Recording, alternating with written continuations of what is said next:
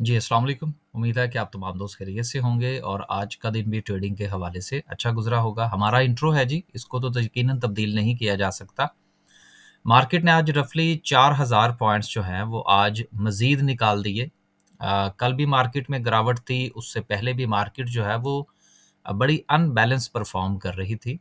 ये हम काफ़ी दिनों से डिस्कस कर रहे हैं कि बहुत सिलेक्टिव परफ़ॉर्मेंस है मार्केट की। कभी कुछ शेयर्स जो हैं वो इंडेक्स को सहारा दे देते हैं, लेकिन उसके बाद जो है वो सिलसिला ज्यों का त्यों रहता है। आगे चल के इंशाल्लाह बात करेंगे। 3790 पॉइंट्स जो हैं वो आज मार्केट ने लूज़ किए। देखें, पहली चीज़ तो ये है कि मार्केट में से पॉइंट्स का निकलना और ऐड होना ये एक रूटीन की बात है। तो इसमें एक तो पैनिक नहीं होना आपने। अक्सर दोस्त जो हैं वो हम मुझसे पूछते रहते हैं कि जी आप जो है वो ग्रुप में भी हमारा सिलसिला चलता रहता है कि आप जो है वो इतना ज़्यादा पैनिक क्यों नहीं होते? देखिए, बात ये है कि अगर हम पैनिक हो जाएँगे, तो फिर हम कल के लिए फ़ैसला नहीं कर सकते। तो आप तमाम दोस्तों को यही मशवरा है कि अपना-अपना पोर्टफ़ोलियो देखिए, अपने-अपने शेयर्स का जायज़ा लीजिए और आइडेंटिफ़ाई करने की कोशिश कीजिए कि कहाँ पर गलती की आपने। मसला ये नहीं है कि आपके पोर्टफ़ोलियो में से आज जो है वो 3% 5% या इससे ज़्यादा जो है वो आज कुछ पैसे निकल गए या आप जो है वो कुछ शेयर्स के अंदर स्टक हो गए। देखना ये है कि आज की इस गिरावट से क्या आपने कुछ सीखा? क्या आपने कोई अपनी स्ट्रैटेजी बनाई? अगर तो आपने कुछ सीखा है, तो यकीनन ये घाटे का सौदा नहीं होगा, ताकि ये आने वाले दिनों में वो आपकी चीज़ काम आ जाएगी। लेकिन अगर आपने नुकसान भी किया है और अंडरस्टैंडिंग भी कुछ नहीं हुई और आपको कुछ अभी भी पता नहीं चला कि मामलात जो है वो किस तरफ जा रहे हैं, तो फिर यकीनन मज़ीद नुकसान जो है उसके लिए ज़हनी तौर पर तैयार रहना चाहिए। तो आगे चलते हैं, इंशाल्लाह बात करते हैं मज़ीद। 3790 पॉइंट्स जो हैं वो आज मार्केट ने लूज़ किए। सर्किट ब्रेकर की बात करें तो देखें, आज भी आपको जो है वो 13 कंपनीज़ अपर कैप में नज़र आ रही हैं। तो बात करने का मकसद ये है कि चीज़ें सिलेक्टिवली परफ़ॉर्म कर रही हैं और आगे आने वाले दिनों में भी हमें सिलेक्टिवली ही चलती हुई नज़र आ रही हैं। तो पूरी मार्केट आपको परफ़ॉर्म करती हुई तो आप अगर आप पिछले 3-4 वीक का अगर जायज़ा ले लें, तो बहुत कम ऐसा हुआ है कि पूरी मार्केट ने परफ़ॉर्म किया हो। यही वजह थी कि मैंने कल भी अपनी वीडियो में ये गुज़ारिश की थी कि इस वक़्त ट्रेड निकालना बड़ा मुश्किल काम हुआ है। हमने कल 3-4 ट्रेड्स निकालने की कोशिश की, पाकिस्तान रिफाइनरी की थी, हब को लेकर चल रहे थे, इसके साथ पीआईए था, 2-4 ट्रेड्स थी हमारी। तो बेसिकली ट्रेड निकालना इस वक़्त बहुत मुश्किल हो चुका है क्योंकि मार्केट के ऊपर बहुत प्रेशर है और सिलेक्टिव परफ़ॉर्मेंस है। तो आप भी थोड़ा बारीक-बीनी से जायज़ा लें, ताकि अपने पैसे का नुकसान आपने ज़रूर करना है। जहाँ पर आपको समझ नहीं आ रही, मार्केट से साइड पे रहें। समझ आए तो मार्केट में काम करें, ना आए तो मार्केट से दूरी बेहतर है। अ, 13 कंपनीज़ हैं जी, इसमें आज जो हमारे हाथ जो लगी हैं वो सिर्फ़ 2 हैं, एक एएसएल है और इसके साथ जो है वो एलएसईसीएल है। ये 2 कंपनीज़ हैं जो कि हमारी स्विंग ट्रेड में रिकमेंडेड थी। ये 2 अपर कैप पर हैं, बाकी हमारे हाथ भी आज और कुछ चीज़ें नहीं आई। हाँ, चूँकि हमारी 100% ट्रेड जो हैं, वो स्टॉप लॉस के साथ होती हैं और स्टॉप लॉस हिट हुआ साइड पे, चाहे वो आप अगर आपका प्रॉफ़िट में थी तो हम ब्रेक इवन पे निकल जाते हैं। तो बहरहाल सिलसिला जो है वो ठीक रहा। आगे चलते हैं जी और मज़ीद बात करते हैं, आज क्या सिचुएशन रही। सिचुएशन तो आपके साथ हमने डिस्कस कर ली, उसके बाद जो था वो फिर वो क्या कहते हैं जिस वक़्त मार्केट गिरना शुरू हुई, जो लेवल आपके साथ डिस्कस किए थे, वो आगे चल के इंशाल्लाह मज़ीद डिस्कस करते हैं। उसके बाद फिर चिरागों में रोशनी ना रही जी। फिर वो तेज़ी से मार्केट गिरी जिस तरह से कि कल हमने बात की थी। हमारा इन्वेस्टर का और बिगिनर का कोर्स है जी, ये जनवरी के महीने में होगा। अगर कोई दोस्त जॉइन करना चाहते हैं तो रजिस्ट्रेशन करवा लीजिए। या आप स्टॉक मार्केट में अकाउंट ओपन करवाना चाहते हैं, तो फिर भी आप हमसे राब्ता कर सकते हैं। एक चीज़ मैं यहाँ पर ऐड कर दूँ, आज मेरे ग्रुप के अंदर भी मैंने दोस्तों से जिस वक़्त बात की, तो बहुत सारे लोगों ने शिकायत की ब्रोकरेज हाउसेज़ की ऐप्स के हवाले से। किसी ने ये कहा जी कि उसमें स्टॉप लॉट्स नहीं हुए, किसी ने कहा जी कि वो ऐप जो थी वो क्रैश कर गई, किसी ने कुछ, किसी ने कुछ। देखिए, ये मसाइल हैं और ख़ास तौर पर अगर आप बल्कि एक चीज़ मैं और ऐड कर दूँ, एक दोस्त ने तो यहाँ तक भी जो है वो बताया कि जी जो एक्चुअल प्राइस चल रही थी मार्केट के अंदर वो कुछ और थी, चूँकि हमारे साथ तो वो इन कॉन्टैक्ट था ना, और उसके ब्रोकर की जो ऐप थी, वो प्राइस कुछ और शो कर रही थी।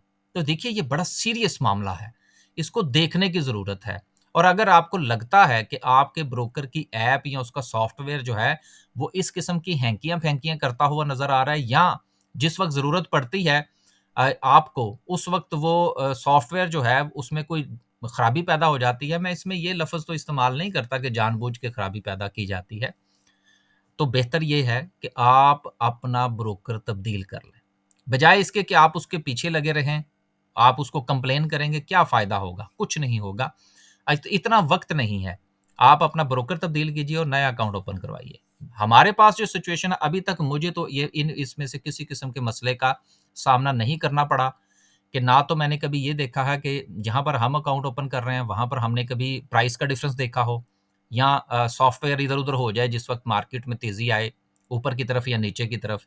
तो इसको सोचें और इसके मुताबिक फ़ैसला करें। तो अगर आप अकाउंट ओपन करवाना चाहते हैं, ग्रुप जॉइन करना चाहते हैं, तो हमारे ये 2 नंबर्स हैं, इन दोनों में से किसी पर भी राब्ता कीजिए और इन्फॉर्मेशन ले लीजिए। अब चलते हैं आगे। खबरें जो हैं वो कुछ ख़ास नहीं हैं। एक खबर थी उसके हवाले से कि जो गैस कंपनीज़ हैं, उन्होंने 200% का इज़ाफ़ा जो था वो तलब किया था, लेकिन ओगरा ने जो है वो उसको एक्सेप्ट नहीं किया, और अभी जो है वो सिर्फ़ 20% के हवाले से बात हो रही है कि 20% की जो है वो इनको जो है वो इज़ाफ़ा दे दिया जाए। तो यकीनन 20% का इज़ाफ़ा भी एक बड़ा इज़ाफ़ा होगा, और आने वाले दिनों में इन कंपनीज़ के रेवेन्यूज़ पर फ़र्क पड़ेगा। ओवरऑल सेक्टर की बात करते हैं कि किस-किस सेक्टर ने कितने पॉइंट्स जो है वो डाले और निकाले। तो देखिए, गुज़िश्ता काफ़ी दिनों से हम इस चीज़ की तरफ इशारा कर रहे थे, और वो ये थी, आज तो ख़ैर बैंकों की बत्ती जो है वो भी गुल हो गई कि थोड़ा-सा चले और उसके बाद फिर उनकी बत्ती भी गुल हो गई, कि मार्केट जो है, हम गुज़िश्ता काफ़ी दिनों से इस चीज़ की तरफ इशारा कर रहे थे कि देखिए, कुछ शेयर्स चलते हैं जो मार्केट को सपोर्ट देते हैं, ख़ास तौर पर एफएफसी और उसके साथ माड़ी। ये 3-4 शेयर ऐसे थे जो कि अभी तक मार्केट को सपोर्ट दे रहे थे। लेकिन अब चूँकि उनकी सपोर्ट भी निकली है, तो फिर मार्केट धड़म से नीचे गिरी है, और आपके पोर्टफ़ोलियो में अच्छा खासा डिक्लाइन आपको नज़र आ रहा होगा। अब ये मार्केट कहाँ तक जाएगी, ये इंशाल्लाह हम चार्ट पे जाएँगे तो डिस्कस करेंगे। अभी देखना ये है कि किस सेक्टर के ऊपर सबसे ज़्यादा प्रेशर है, तो उसमें अगर हम सेक्टर वाइज़ बात करें तो फर्टिलाइज़र सेक्टर पहले नंबर पर है, इसमें से सबसे ज़्यादा पॉइंट्स निकले हैं, फिर ऑयल एंड गैस है, फिर कमर्शियल बैंक्स हैं, और देन फिर उसके बाद पूरी मार्केट जो है, वो डिक्लाइन का शिकार नज़र आ रही है। देखिए, एक चीज़ मैं यहाँ पर आपके साथ गुज़ारिश करता चलूँ, जो मैंने कल भी की थी, कि जिस वक़्त आप किसी शेयर का टारगेट लेकर चल रहे हों, मसलन मैंने आपसे कहा था कि हम हबको का टारगेट लेकर चल रहे हैं, पेल का टारगेट लेकर चल रहे हैं। अब हबको का हम टारगेट जो था वो ₹122 की हमारी बाइंग थी, और इसका जो फाइनल टारगेट था वो 145 का था। तो एक अच्छा टारगेट है ना? इसी तरह से माड़ी का मैंने आपसे गुज़ारिश कर दी थी, हमने आपके साथ उसकी ओजीडीसी की गुज़ारिश कर दी थी। तो ये बातें करने का मकसद क्या होता है? मकसद सिर्फ़ और सिर्फ़ आपसे ये होता है कि जिस वक़्त आप भी कोई अपना टारगेट लेकर चलें, तो फिर उस टारगेट पर अपनी जो आपकी ट्रेड है, उसकी एग्ज़ीक्यूशन की तरफ जाया करें। बैठे ना रहा करें, इंतज़ार ना किया करें कि जी मैंने बस डबल-ट्रिपल करके ही इसमें से जो है वो मैंने प्रॉफ़िट टेकिंग करनी है या साइड पे होना है। ऐसा नहीं होता, नुकसान हो जाता है।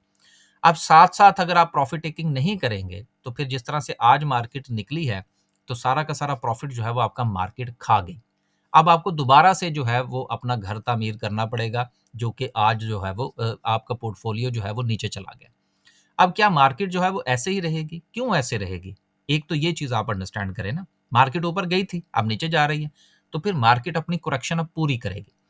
मार्केट अगर एक हैंडसम पॉइंट्स निकालती है, वो इंशाल्लाह चार्ट पर देखते हैं, तो फिर मार्केट में एक नई मूव जो है वो बनेगी। अभी फ़िलहाल तमाम दोस्तों से गुज़ारिश है कि नई बाइंग से परहेज़ करें। अगर आपने नई बाइंग करनी है कल, तो फिर क्या किया जाए?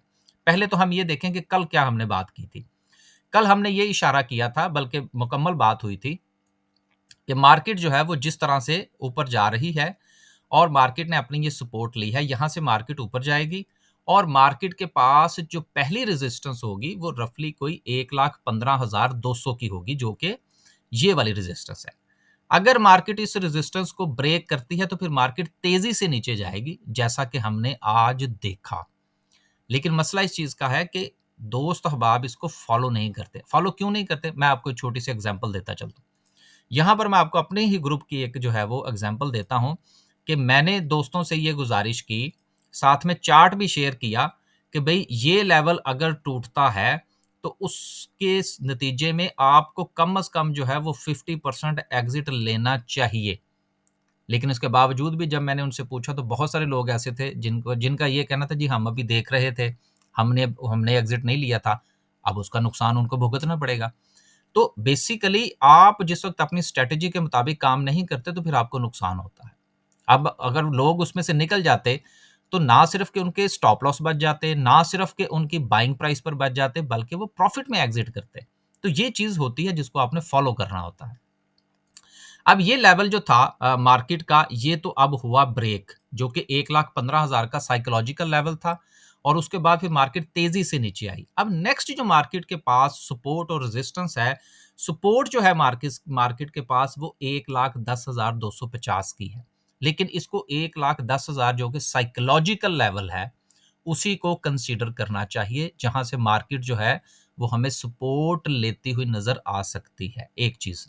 दूसरी चीज़ ये है कि रेजिस्टेंस कौन-सी है? तो इस वक़्त मार्केट के पास जो इमीडिएट रेजिस्टेंस है, वो 1,11,750 की है, जिसको कल मार्केट टेस्ट कर सकती है। तो जब तक कल मार्केट जो है, वो अपनी इस रेजिस्टेंस को ब्रेक करके यहाँ पर आपको क्लोजिंग ना दे, छोटे टाइम फ्रेम के अंदर और वॉल्यूम जो है, वो उसको सपोर्ट ना कर रहा हो, तो बिल्कुल भी ट्रेड नहीं लेनी चाहिए।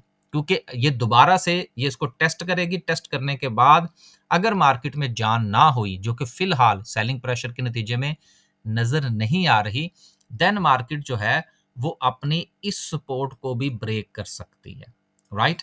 तो इस चीज़ का आपने कल ज़रूर ख्याल रखना है, ताकि कहीं आपको नुकसान का मज़ीद सामना ना करना पड़े।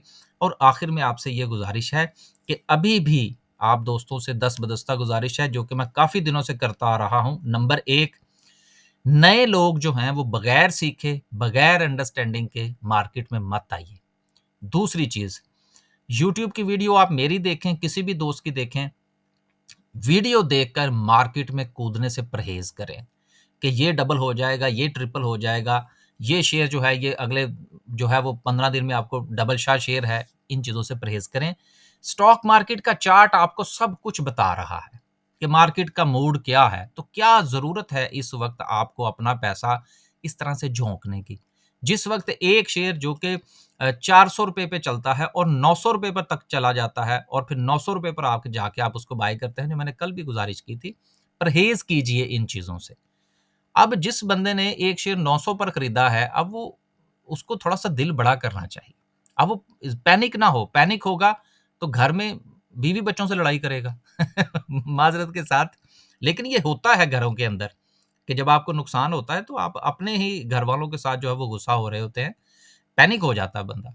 तो ये एक छोटा-सा मशवरा है कि ईज़ी रहें, कुछ नहीं होता, कारोबार है, नफ़ा-नुकसान चलता रहता है। इजाज़त दीजिए, अल्लाह हाफ़िज़।